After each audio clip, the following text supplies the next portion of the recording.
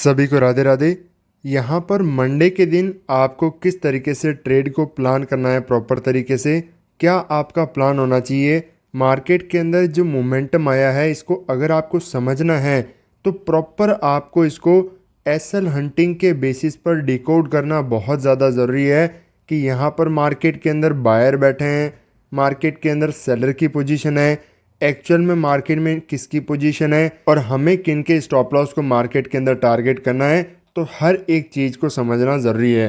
क्यों, यहाँ पर मार्केट ने किया क्या है, एक बार आप जब चार्ट के स्ट्रक्चर को समझोगे तब आपका एक एक पॉइंट जाकर के क्लियर होगा।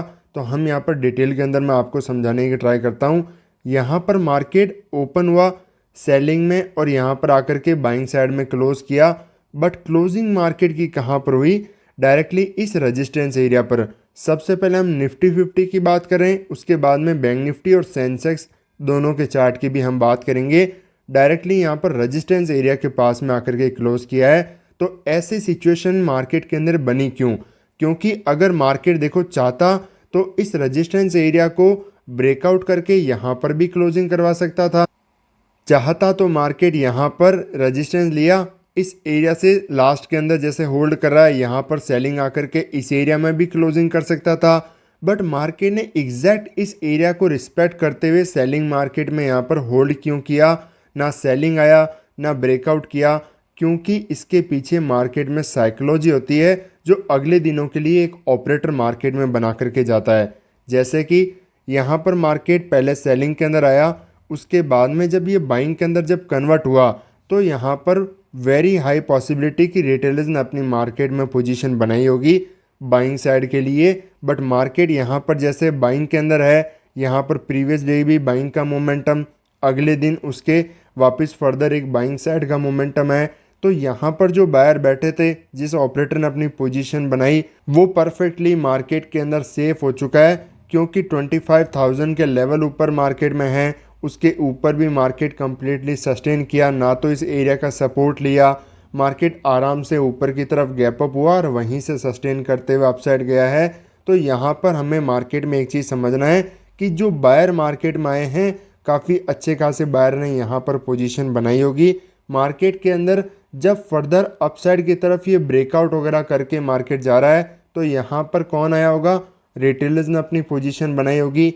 बट सबसे इम्पॉर्टेंट ये रेजिस्टेंस एरिया, इस एरिया से मार्केट ने रिस्पेक्ट किया, सेलिंग का मोमेंटम आया, वापस यहाँ पर होल्ड करते हुए रेजिस्टेंस एरिया के नीचे की तरफ ही मार्केट ने यहाँ पर कर दिया इसकी क्लोजिंग। अब जब ये मार्केट प्रॉपरली रेजिस्टेंस को रिस्पेक्ट करते हुए क्लोजिंग कर रहा है और मार्केट के अंदर सैटरडे संडे 2 दिन का वीकेंड हो रहा है, तो कोई भी बायर यहाँ पर आया होगा तो उसको दो चीज़ें यहाँ पर पॉसिबल होती है। या तो वो क्या करेगा, ट्रेड को होल्ड कर लेगा कि फर्दर हो सकता है बड़े गैप अप के लिए, या फिर काफ़ी ज़्यादा अच्छे खासे प्रॉफिट की ग्रीड के कारण होल्ड कर ले, या फिर डर के कारण वो ट्रेड को यहाँ पर बाइंग की एग्जिट करके चला गया होगा, ये सोचते हुए कि ये मार्केट में रेजिस्टेंस है बहुत स्ट्रॉन्ग। प्रीवियस टाइम जैसे मैंने आपको अभी चार्ट में दिखाया, काफ़ी अच्छी खासी जैसे सेलिंग आई थी, उसी एरिया के आसपास मार्केट आकर के यहाँ पर रिस्पेक्ट करते हुए सेलिंग के अंदर होल्ड कर रहा है। तो यहाँ पर मार्केट हो सकता है बड़ा रिवर्सल भी करे, क्योंकि फर्स्ट टाइम इस रेजिस्टेंस एरिया पर आया है। यहाँ पर मार्केट हो सकता है इसको रिस्पेक्ट करते हुए एक सेलिंग का मोमेंटम दिखाए। तो ऐसी साइकोलॉजी होने की वजह से जो भी रिटेलर ने मार्केट में बाइंग साइड की अपनी पोजीशन मार्केट में बनाई होगी, वेरी हाई पॉसिबिलिटी कि वो मार्केट में अपनी ट्रेड को फर्दर मंडे के लिए होल्ड करके नहीं गया होगा। साइकोलॉजी आप समझ चुके हो, क्योंकि जब भी बड़ा रेजिस्टेंस हिट करता है यहाँ पर साइकोलॉजी ये होती है कि कम से कम ये रिस्पेक्ट तो करेगा, होल्ड कर रहा है। इंट्राडे के अंदर भी डर लगना शुरू हो जाता है कि इतना बड़ा रेजिस्टेंस है, कम से कम एक रिट्रेसमेंट तो देगा, एक पुल बैक तो आएगा। ऐसे पुल बैक के अंदर जो बायर बैठा है उसको ऑलरेडी डर रहता है क्योंकि हाथ में कुछ प्रॉफिट है और फिर वो जाने का डर रहता है।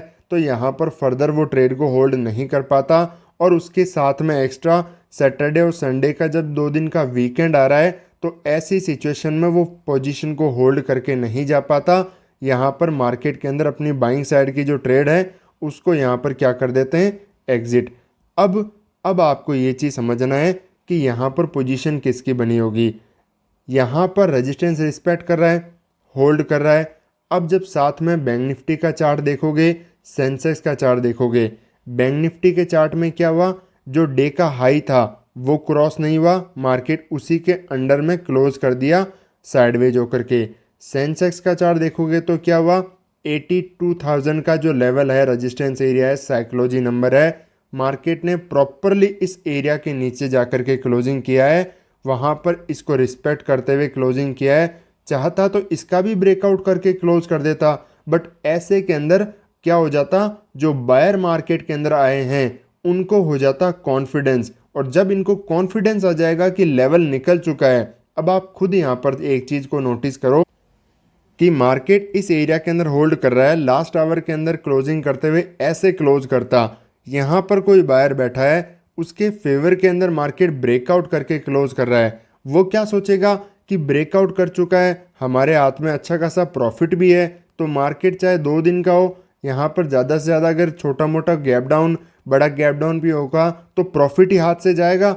मार्केट में हो सकता है कि बड़ा गैप अप मार्केट ओपन हो गया तो बहुत ज़्यादा बड़ा बिग प्रॉफिट हमें मार्केट में देखने को मिल सकता है। ये ग्रीड इनफ होती है ट्रेडर को, कोई भी ट्रेड को होल्ड करके लेके जाने में। यहाँ पर फर्दर फ्रेश ट्रेडर भी मार्केट के अंदर बाइंग मार्केट में कर सकते हैं, इसीलिए ऐसी साइकोलॉजी चार्ट के बेसिस पर नहीं बनाई गई। प्रॉपर रेजिस्टेंस रिस्पेक्ट किया, उसी के अंडर में मार्केट क्लोज किया, ताकि बायर को यहाँ पर क्या ना आए, कॉन्फिडेंस। हर एक चार्ट जो मार्केट में बना है वो अगले दिन का चार्ट स्ट्रक्चर, अगले दिन की ट्रेड को प्लान करने के बेसिस पर ही बनाया जाता है, ताकि मार्केट किस लेवल के नीचे क्लोज कर रहा है तो यहाँ पर रिटेलर्स किस तरीके से सोचें, जैसा वो सोचेंगे उसके बेसिस पर या तो सेलिंग करेंगे या फिर बाइंग साइड के ट्रेड को प्लान करेंगे। बहुत ही कम क्वांटिटी के अंदर सेलिंग, बहुत ही कम क्वांटिटी के अंदर बाइंग करने वाले ट्रेडर ही बैठे होंगे। फुल क्वांटिटी साइज यहाँ पर कोई भी ऐसी यहाँ पर सिचुएशन में नहीं बैठेगा। तो मार्केट में जब आपको ये साइकोलॉजी समझ में आ जाती है कि कौन बैठा है कौन नहीं मार्केट में ट्रेड होल्ड करके बैठा है, मतलब कि आपको समझ में आ गया कि स्टॉप लॉस किसके हैं, एसएल समझ में आ चुके हैं, तब आप दूसरे स्टेप पर जा सकते हो कि एसएल हंट किसके करने हैं, मार्केट के स्ट्रक्चर के बेसिस पर, एसएल हंटिंग के कॉन्सेप्ट्स के बेसिस पर। जो कॉन्सेप्ट्स मैंने आपको एसएल हंटिंग कोर्स के अंदर, एडवांस चार्ट ट्रेडिंग के अंदर डिटेल में समझा रखे हैं। तो मार्केट ऐसे के अंदर जहाँ पर रिस्पेक्ट किया, अब यहाँ पर आता तो कोई भी सेल करके चला जाता, यहाँ पर जो सेलर है उसको बहुत अच्छा खासा क्या होता, प्रॉफिट हो जाता, और प्रॉफिट होगा तो आराम से वो मार्केट में बढ़िया ट्रेड को होल्ड करके जा सकता है। ज़्यादा से ज़्यादा क्या साइकोलॉजी होगी कि अगेंस्ट ही तो गैप अप ओपन होगा, लॉस दे देंगे, छोटा मोटा लॉस दे देंगे, क्योंकि ऑलरेडी एक अच्छा खासा प्रॉफिट हमारे हाथ में है, और हो सकता है बहुत स्ट्रॉन्ग रेजिस्टेंस हिट किया है तो इस एरिया से मार्केट बहुत बड़ा एक छोटा मोटा यहाँ पर रिट्रेसमेंट दे ताकि हमें बड़ा प्रॉफिट देखने को मिले। बट मार्केट ने क्या किया, यहाँ पर किया होल्ड, तो ऐसे में कोई सेलर मार्केट के अंदर अच्छी खासी पोजीशन नहीं बना पाया। मतलब यहाँ पर फुल क्वांटिटी साइज जो होता है, कॉन्फिडेंस उतना नहीं आता, क्योंकि 2 दिन का जब वीकेंड रह जाएगा ना तो ऐसी सिचुएशन में ट्रेड होल्ड करने की यहाँ पर साइकोलॉजी नहीं बन पाती। यही चार्ट अगर एक्सपायरी के दिन बना होता, फ्राइडे के दिन हमें ट्रेड करना होता, तो एक डिफरेंट साइकोलॉजी होती मार्केट के अंदर कि कल के दिन मार्केट में यहाँ पर ट्रेड कौन बना करके बैठा होगा। यहाँ पर आराम से बायर भी हो सकते थे और सेलर भी पूरे कॉन्फिडेंस के साथ में ट्रेड के अंदर होल्ड करके बैठते। एक गैप अप ओपन होता है, मार्केट यहाँ पर होल्ड करता है, स्टॉप लॉस क्रिएट करता है, तो भी हम यहाँ पर बाइंग साइड का ही प्लान करेंगे, सेलिंग साइड का व्यू नहीं रखने वाले हैं ऐसे मार्केट के अंदर। क्योंकि मार्केट को अगर रिस्पेक्ट करना है तो मैंने आपको बताया मार्केट ओपन ही डायरेक्टली एक गैप डाउन ओपन होगा अगर मार्केट को जाना है सेलिंग साइड के अंदर। तो यहाँ पर गैप डाउन अगर मार्केट ओपन होता है, फ्लैट टू गैप अप में बाइंग साइड का हमारा मार्केट में व्यू रहेगा। गैप डाउन की सिचुएशन के अंदर हम मार्केट में दोनों सिचुएशन प्लान करके चलेंगे, बाइंग या फिर सेलिंग वो चार्ट के बेसिस पर क्लियरली होगा कि कहाँ पर मार्केट जाना चाहता है। वो मैं आपको लाइव ट्रेडिंग का जो स्टूडेंट ग्रुप है वहाँ पर प्राइस बिहेवियर देखने के बाद में अपडेट करूँगा। क्योंकि हो सके गैप डाउन ओपन हुआ, एक रेड कैंडल बनाया जैसे यहाँ पर बनाया, तो स्ट्रक्चर दूसरा बन जाए। क्यों, चार्ट रिपीटेशन मार्केट में नहीं होता, इस तरीके से मार्केट नहीं जाएगा, तो यहाँ पर भी ऐसा चार्ट नहीं बनेगा। तो मार्केट में डिफरेंट डिफरेंट साइकोलॉजी के बेसिस पर ट्रेड करना पड़ता है। तो गैप डाउन के अंदर एक डिफरेंट मार्केट में साइकोलॉजी, डिफरेंट प्राइस बिहेवियर को देखने के बाद में हमें एक प्रॉपर ट्रेड को प्लान करना